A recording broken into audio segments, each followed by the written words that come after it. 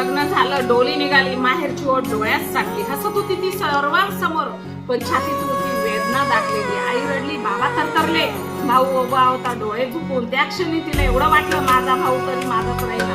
सुरुवातीला फोन यायचे, कसे आहेस असे विचारायचा, पण हळूहळू आवाज कमी झाला आणि वेळेचं कारण पुढे सांगून फोन बंद झाले. सण आले, ती माहेरी आली, घर तेच होतं, पण भाऊ जवळ होता, पण मनाने दूर होता. लहानपणीच्या नात्यातील ऊब राहिली नव्हती.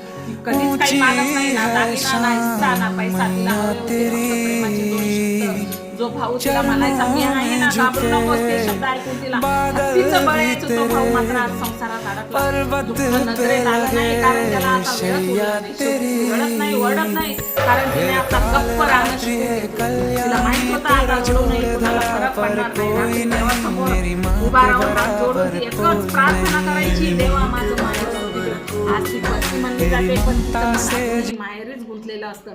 माहेरच्या आठवणीत जगणारी ती आतून रोज थोडी थोडी मरत असते. भावांनो, लक्षात ठेवा, आई वडील गेले की तुमच्या आयुष्यात ते जातात. ते निस्वार्थ ठरणारे आणि सगळ्यात प्रेम करणारी तुमच्या आयुष्यात जी असती ती म्हणजे तुमची बहीण असती. लग्न झाले म्हणजे ती परकी होत नाही, ती फक्त जास्त हळवी होते आणि भावाच्या एका प्रेमाच्या शब्दासाठी आयुष्यभर ती वाट पाहते.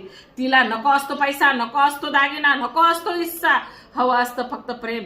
कशी आहे हे दोन शब्द ऐकण्यासाठी ती दर सणाला येते, पण परक्यासारखी बसते, हसते, पण डोळे काहीतरी वेगळेच सांगतात. तिला हवंय फक्त एक फोन, विचारपूस आणि थोडं प्रेम. आज बहीण रडत नाही, गप्प बसते, कारण त्या गप्प बसण्यात तिच्या 1000 प्रश्न लपलेले असतात. म्हणूनच आज सांगावं असं वाटतं, भावांनो, स्वार्थी होऊ नका, बहिणीला ओझं समजू नका.